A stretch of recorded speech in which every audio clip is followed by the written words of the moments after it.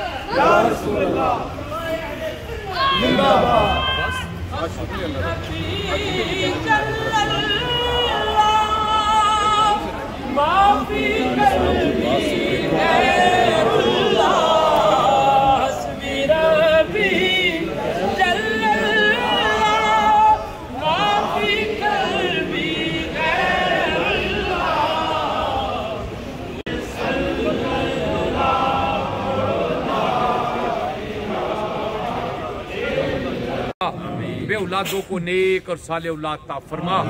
जिसको औलादे नरीना की दौलत से महरूम रखा, नेक और साले बच्चा ता फरमा। सबकी परेशानियां दूर फरमा, सबकी तकलीफें दूर फरमा, दीन और दुनिया बेहतर फरमा। हमारे घरों में अमन और सुकून नसीब